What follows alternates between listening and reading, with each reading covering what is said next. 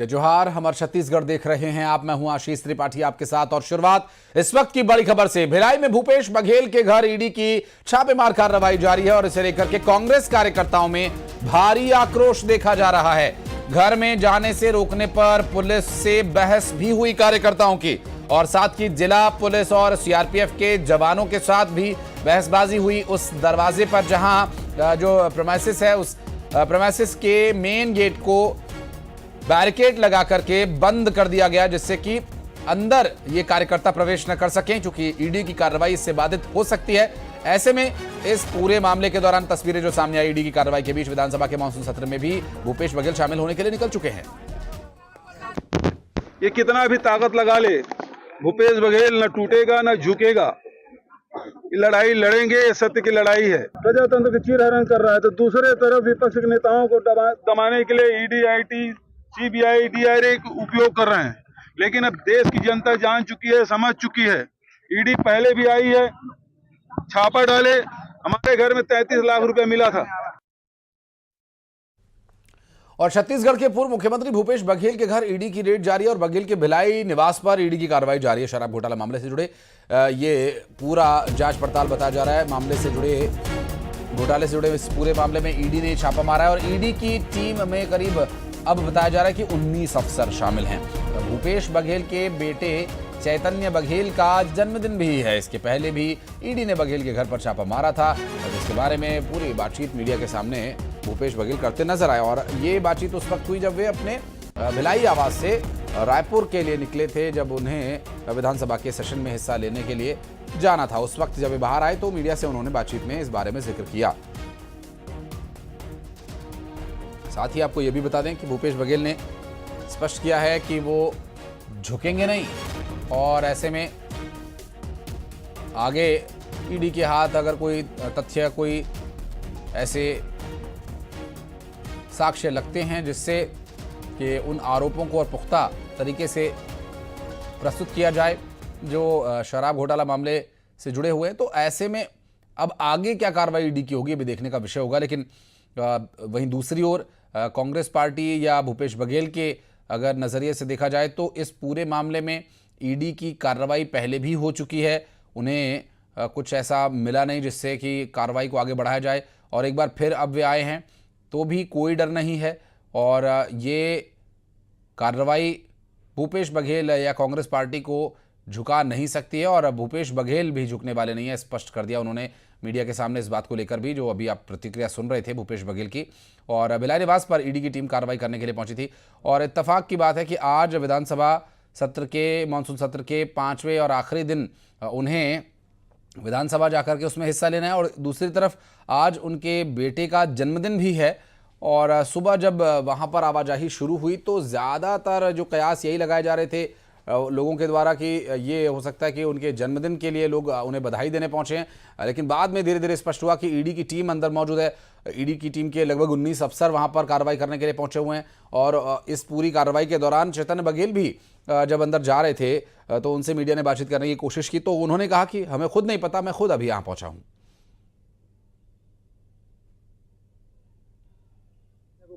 हाँ, तो ईडी ने हैप्पी बर्थडे किया है उनका। पिछली बार दाऊजी के बर्थडे में भी ऐसा ही हुआ था। लगातार छापेमार कार्रवाई हो रही है और मैं क्या बोलूं यार, मैं तो खुद अभी पहुंचा हूं। तो ये उनके परिवार के एक सदस्य के द्वारा जो प्रतिक्रिया दी गई, चैतन्य बघेल के जन्मदिन पर हैप्पी बर्थडे बोलने के लिए ईडी की टीम आई है। इस तरह से एक हल्के फुल्के अंदाज में इस बात को ज़रूर कहा गया। लेकिन अभी इस वक्त भिलाई स्थित भूपेश बघेल के घर पर ईडी की टीम पहुंची हुई है और ईडी की टीम क्या कार्रवाई कर रही है अभी तक ये तो स्पष्ट हो नहीं पाया है। और वहां पर ईडी की टीम पहले भी आई थी। भूपेश बघेल ने इस बारे में जिक्र किया कि ईडी की टीम तो पहले भी आकर गई है, कुछ नहीं मिला और अब एक बार फिर आई है तो भी क्या मिलेगा और हम झुकने वाले नहीं हैं। हालांकि सवाल ये उठ रहा है कि ईडी की टीम की कार्रवाई से जो तथ्य सामने आए या कोई अपडेट यदि सामने आए तो उसे बताया जाए। लेकिन ईडी की टीम इस बारे में क्या बताती है, क्या आने वाले समय में इसके संबंध में कोई जानकारी दी जाती है, ये भी देखने का विषय होगा। और चूंकि इस वक्त गहमा गहमी का सा माहौल वहाँ पर बना हुआ है, कई लोग वहाँ पहुँचे हुए हैं जो कांग्रेस पार्टी की कार्यकर्ता बताए जा रहे हैं और कांग्रेस पार्टी की कार्यकर्ता वहाँ उनसे मिलने के लिए पहुंचे हुए थे। हालांकि भूपेश बघेल ने वहां लोगों से मिलकर के शांति बनाए रखने की अपील भी की और जिस तरह से एक जद्दोजहद की स्थिति, एक खींचतान ज़रूर वहां प्रेमिसेस के दरवाजे पर देखने को मिली जब लोग वहां पहुंचे थे और लोगों ने देखा कि ईडी की टीम अंदर मौजूद है और अंदर जाने नहीं दिया जा रहा है। मुलाकात कैसे होगी, अब इस बात को लेकर वो नाराज़गी भी जताने लगे। और इस बीच शांति तो बहाल है लेकिन लोग वहीं पर मौजूद हैं काफ़ी संख्या में। अब क्या और भी लोग वहां पहुंचेंगे इस बीच और क्या भी होता है, इन सभी विषयों को बातचीत करने के लिए चलेंगे हमारे साथ रायपुर से विश्वभरण शुक्ला, भिलाई से मिथिलेश ठाकुर, दोनों ही सहयोगी हमारे साथ जुड़ गए। पहले मिथिलेश आपके पास आते हैं, अभी ताज़ा अपडेट्स क्या है, क्या बताया जा रहा है, किस तरह की परिस्थितियां हैं?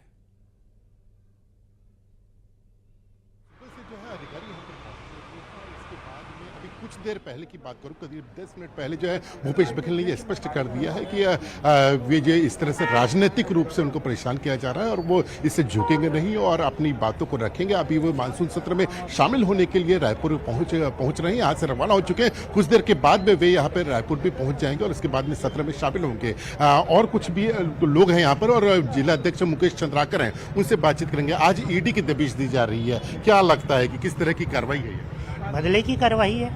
भाजपा जो है लड़ नहीं पा रही है तो विपक्ष को दबाने का काम कर रही है। भूपेश बघेल जी को लगातार 6 महीने में 3 बार छापा पड़ा है, तो बिल्कुल उनको दबाने का प्रयास किया जा रहा है। जब जब वो कोई नया मुद्दा उठाते हैं, जब जब सदन में मुखर होते हैं, जब जब भाजपा के अगेंस्ट मुखर होते हैं, तो बीजेपी किसी न किसी रूप में षड्यंत्र के तहत छापा मार के उनको दबाने का प्रयास करती है। हम कांग्रेसी पूरे उनके साथ हैं, न दबेंगे न डरेंगे।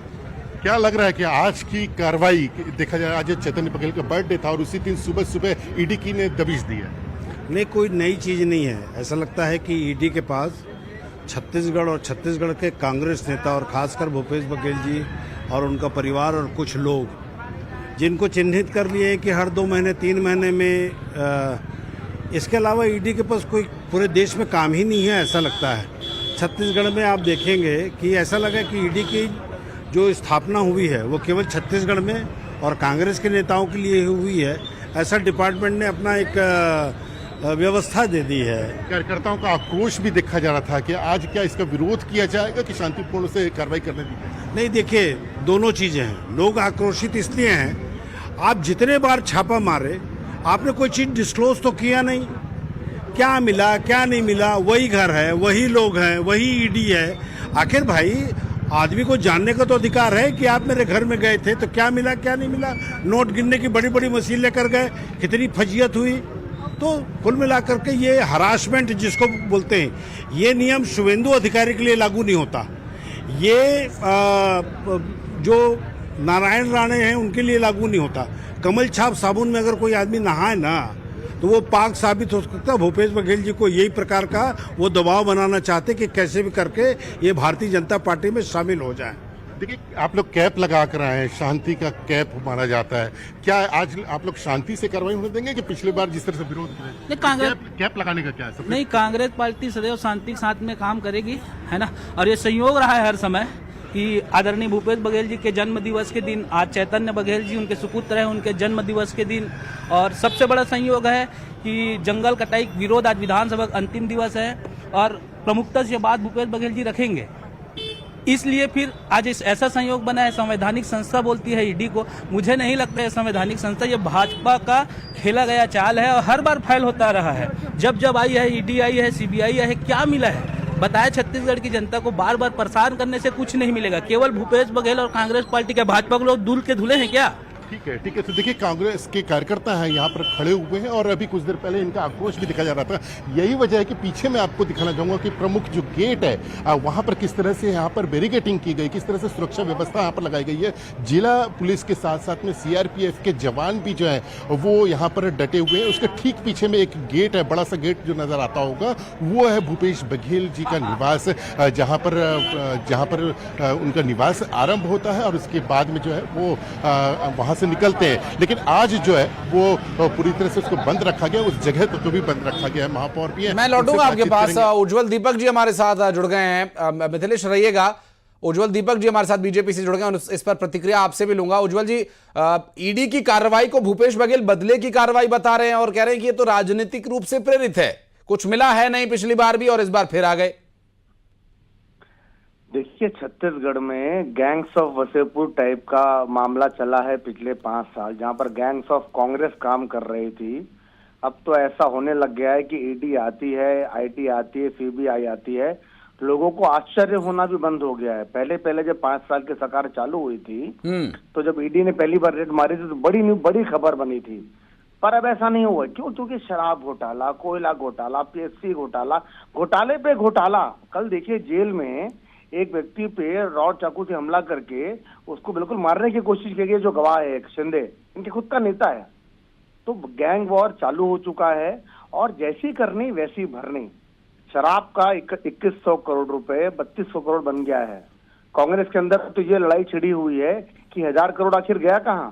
सरकार ने 2200 करोड़ का दिया था, आपने 3200 करोड़ का किया है, 1000 करोड़ किसके घर पे गया। ये ऐसा सब गैंग वॉर चल रहा है। और बदले की कार्रवाई कैसे हुई?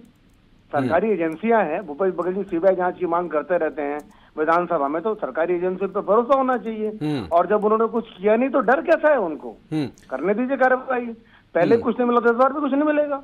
नहीं दीपक भाई, परेशानी तो होती है। आपके घर में आज बेटे का बर्थडे है और फिर कुछ अनचाहे मेहमान 19-20 की संख्या में पहुंच जाएं तो परेशानी होगी। उसी परेशानी पर वो शायद प्रतिक्रिया दे रहे थे। अनिल चौहान जी भी हमारे साथ कांग्रेस पार्टी से जुड़ गए। एक रिएक्शन मैं उनसे ले लेता हूं दीपक भाई, फिर लौटता हूं मैं आपके पास। मैं आ रहा हूं आपके पास। अनिल साहब हमारे साथ जुड़े हुए हैं। अनिल जी बहुत स्वागत है। और आज चैतन्य बघेल को हैप्पी बर्थडे बोलने के लिए ईडी की टीम पहुंची है। भूपेश बघेल के परिवार से, मुझे नाम नहीं मालूम उनका, एक मीडिया को प्रतिक्रिया दे रहे थे, कह रहे हैं कि हाँ हैप्पी बर्थडे बोलने के लिए ईडी की टीम आई है। देखिए, ये पहली बार थोड़ी है। इतनी तो वफादारी एक व्यक्ति है जो पेड़ काट रहा है, बड़ा उद्योगपति, और उसका विरोध भूपेश बघेल जी करेंगे, कांग्रेस पार्टी करेगी, तो इतनी वफादारी तो भारतीय जनता पार्टी अपने आका के लिए करेगी। चाहे जेल में गैंगवार हो, चाहे इनका 2100 करोड़ और 3200 करोड़ की कहानी हो, एजेंसियों पर इतना दबाव है कि इनके ही फैक्ट्स अलग अलग हैं, कोई कोऑर्डिनेशन नहीं है आपस में।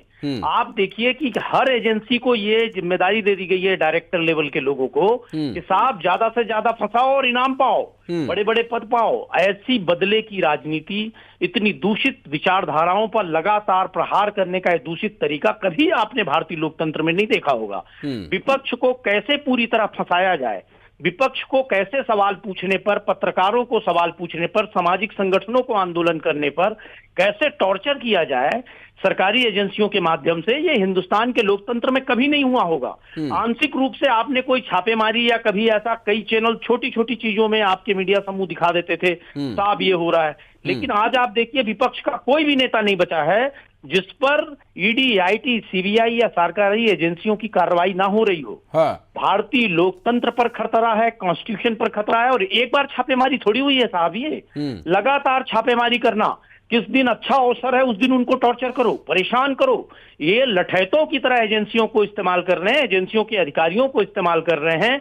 जैसे हम लोग सुनते थे कि कैसे चंदा वसूली डी कंपनी करती है, उस तरह से आप देख लीजिए उद्योगपतियों के यहाँ छापेमारी करना, चंदा लेना। जिस तरह से ये जो बॉन्ड हुआ था ऑनरेबल सुप्रीम कोर्ट के निर्देश के बाद, उसमें स्पष्ट हो गया था कि भारतीय जनता पार्टी किस तरह से चंदा वसूली छापा मार के सीबीआई ईडी का करवा रही है बड़े बड़े उद्योगपतियों से। तो ये इन्होंने लॉक करने का प्रयास किया है, सारे सिस्टम को, सारी विचारधाराओं को समाप्त करने का प्रयास किया है। भारतीय जनता पार्टी की तानाशाही और उन्माद अंग्रेजों के उस पार चली गई है।